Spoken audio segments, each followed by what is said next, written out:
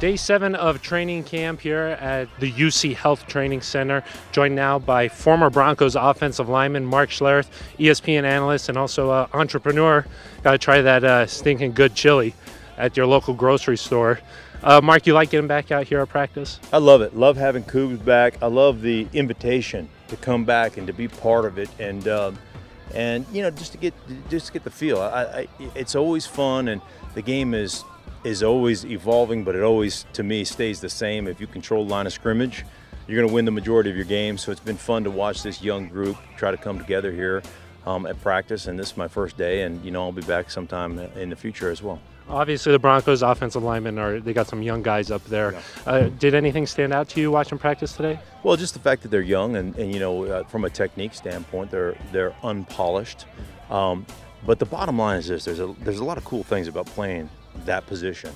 I've always said all 5 of us could be doing the wrong thing. As long as all 5 of us are doing the wrong thing together, it's probably going to work out.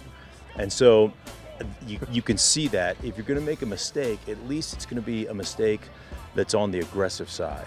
And we can all live with that. And then the other thing is the overall athleticism of the group up front is so much better right now than it was at this point last year. So you can see, you can see Gary Kubiak's influence on. We want guys that can move. We want guys that have some athleticism, guys that can change direction, and guys that can battle their way out of trouble when they get into it. Because in this game, you're going to get into trouble, and it's a matter of can you get out of it and keep your quarterback clean. Yeah, we were talking to Chris Cooper last night. He said there's going to be a lot of cutting out there on the field, bringing some of that nasty. Is that what it takes to kind of succeed in this system?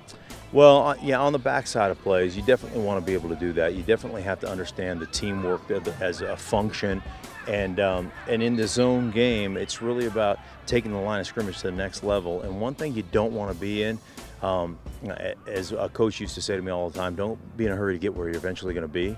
You know, eventually we're going to get to that blocking point, and that becomes one of those things where it's not only incumbent upon the offensive line to understand that pace and to understand how to get there, but also those running backs to set up those plays, and the tight ends and everybody, and even the quarterback to some degree with his boot fakes, his basically taking the backside and making sure you pressure them with body presence. So it takes the whole kind of 11 guys to really be efficient when it comes to running the ball, and certainly getting guys on the ground and cutting guys is a big part of that, which also helps you, slow the guys down come fourth quarter. And that's a football team. How about you personally? We saw that you were doing this man 101, how to be a man. Saw you laying some irrigation down. The first thing you have to do is you've got to cut this so it's got a nice, even cut to it. See there? You've been having fun with that? I have. I had some time off. I redid my contract with ESPN, and I was out of days, so I've had a couple of essentially almost 2 months off. So I'm the only Denver Bronco, I'm the only player in the history of the Denver Broncos to actually mow the practice fields, to take and pass the shovel test administered by Ross Kirkap. So you ask Brooks out here, he's caught me blowing the sidewalks with the hand blowers and stuff. Let me just give you some man 101 right here, okay? Because don't ever let fear dictate whether you're going to do something or not. Yeah, back when I played, I did a lot of yard work and still take care of my own yard. I do all my own landscaping. So it's one of those things that I just started doinking around with because I had time, So why not? You got a new podcast too, The Stinking Truth? Yeah, The Stinking Truth has been great for me. It's on Podcast One, or you can download it on iTunes, and it's been tremendous, man. It's been a lot of fun. I love radio. I love telling stories.